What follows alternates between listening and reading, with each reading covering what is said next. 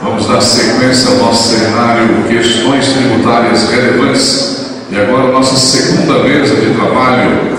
O tema é Planejamento Tributário Perspectivas.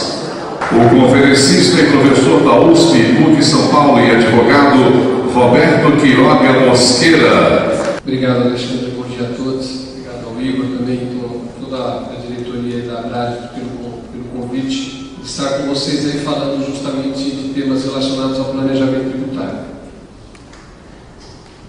Bem, o tema que me foi dado foi justamente o ágio, a dedutibilidade do ágio nas hipóteses de reorganizações societárias.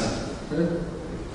E toda a explanação feita pelo Igor inicialmente já demonstra a dificuldade que hoje a jurisprudência administrativa encontra nesses conceitos que o Igor expôs. Né? É de extrema dificuldade para nós objetivar esses conceitos quando da análise dos casos concretos. Né? A fraude à lei, o abuso de direito, o negócio indireto, enfim, todas essas terminologias criam uma dificuldade de, quando diante de um caso que você analisa, justamente saber se aquele caso está maculado por algum vício e depois verificar se esse conceito também foi albergado pela legislação brasileira. Então, eu gostaria mais de falar hoje para todos vocês, não como professor, mas como um advogado e, portanto, como prático aí do direito. Trazendo um pouquinho a erudição já exposta pelo Igor, tentando cotejar com questões que hoje, como advogado, eu vejo nas discussões de autos de infração ou de, enfim, fiscalizações, não só da questão de ágio, porque talvez eu vá tocar em alguns pontos específicos nisso, mas no geral, enfim, naquilo que a gente está vendo efetivamente como um operador na área tributária, quando a auditoria tributária chega na empresa e, obviamente, tudo isso começa a emergir, você tem que dialogar e, quando é possível, defender o auto de infração com muita robustez.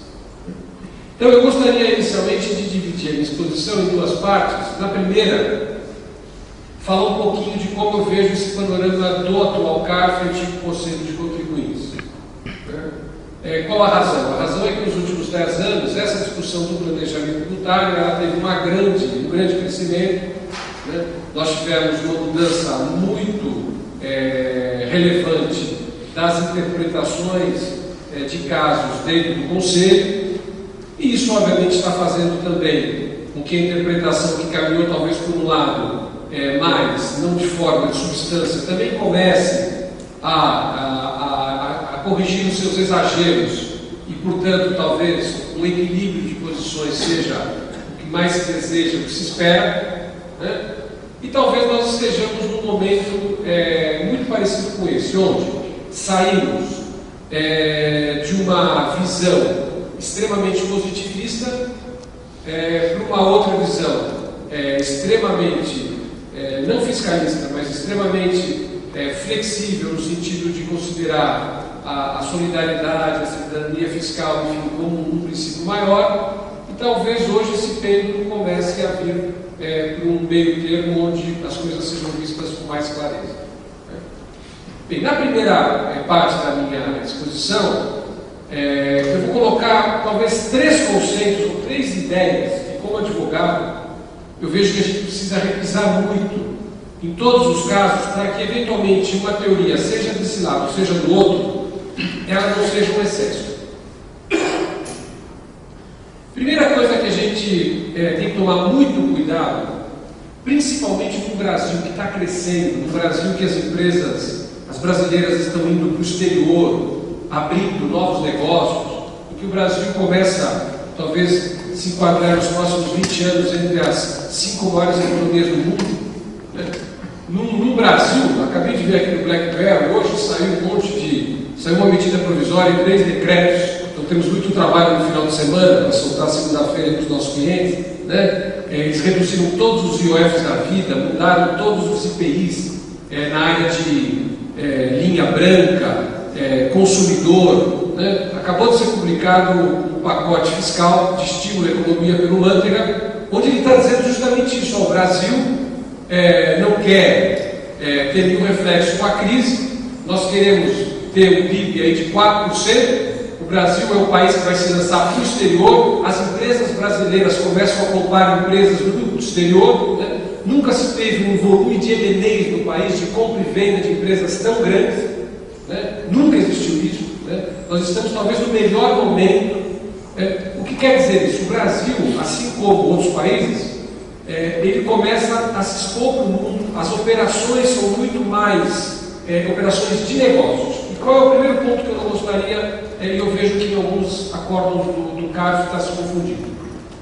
Não se pode confundir complexidade e sofisticação de um instituto com aqueles critérios que nós estudamos no imposto de renda, dizendo que uma despesa operacional é aquela normal, usual e necessária para uma companhia.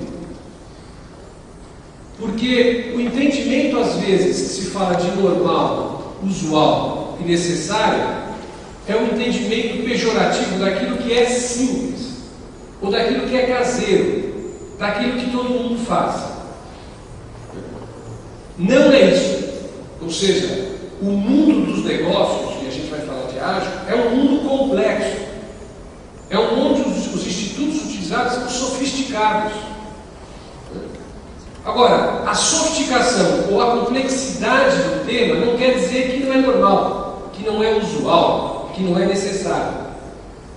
É como se estivesse passando para esse conceito uma ideia de conceito menor, de empresa pequena, de empresa sem pujança. Não é isso. Eu vou dar 2 exemplos que me surpreenderam no CARF. Quando antes da lei de subcapitalização, teve um caso na Câmara Superior que entendeu que uma empresa não pode ter um volume de empréstimos muito grande em comparação ao seu capital, porque isso não é usual, necessário e normal, que é a tese da subcapitalização, depois vira lei, para evitar planejamento disso. Mas antes o Conselho disse: olha, uma empresa tem mais empréstimos do que capital, isso não é razoável. Um erro, na minha visão, crasso. No mundo dos negócios, uma das maiores fontes de captação é justamente muitos empréstimos além do capital. E muitas empresas são muito mais alavancadas do que em empréstimos do que em capital. Para isso, veio uma lei de subcapitalização dizendo: eu quero uma proporção XPTO quando é uma empresa ligada. Aí eu acho que o CARF confundiu anormalidade, usualidade e necessidade com um instituto sofisticado de negócios, né? Complexo de negócios. Quem está no mundo do negócio sabe que é isso. Um outro exemplo: quando o CARF decidiu que debêntures com participação nos lucros é uma coisa não usual, ninguém faz isso, não necessário. Sendo que a nossa lei das SA prevê desde 76, uma debênture com participação nos lucros é possível. Ou seja, DPLs talvez seja um instituto mais complexo, mais sofisticado, mas não quer dizer que não siga esses critérios de dedutibilidade. Então, assim, o que nós temos que nos acostumar com um Brasil pujante, né? Com um Brasil que começa a ter multinacionais, um Brasil que tem um empresariado impressionante, com um PIB de 1 trilhão e 800 bilhões de reais, né? Um PIB que cresce 3,5% ao ano, onde que existem mais de 500 M&As realizados no Brasil no ano. Né? É não confundir esses critérios de dedutibilidade com institutos complexos e sofisticados. Qual a razão? Nós vivemos no mundo tributário, essa complexidade é a própria razão genuína, né, das operações. Esse é o primeiro alerta importante que eu queria fazer, dando 2 casos que me deixam bastante preocupados. Segundo tema que eu acho que é muito preocupante hoje em termos de planejamento, antes de falar do ágil, mas dando um pouco esse panorama de falar do ágil. O que está acontecendo hoje em alguns casos, eu vou dar um exemplo, é quando o Conselho começa a falar o seguinte: olha, operações internas dentro do mesmo grupo, onde não participe um terceiro, não é fé, não é operação de mercado. Reorganizações societárias internas, parece que tem alguma coisa aí que está sendo mal feita justamente porque eu estou tudo dentro de casa. E na verdade eu sempre vou dar mais legitimidade a operações externas, onde tem um terceiro que possa fazer justamente eu tirar essa ideia de coisa feita em casa. Exemplo, que hoje é um grande debate no Conselho, eu vou falar mais tarde. É o chamado ágil interno.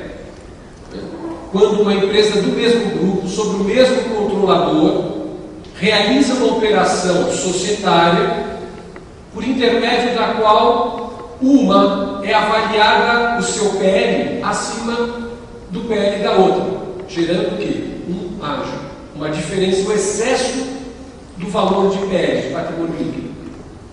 Tem uma empresa por 100, faço uma incorporação por 200, o PL é 100, um ágio de 100.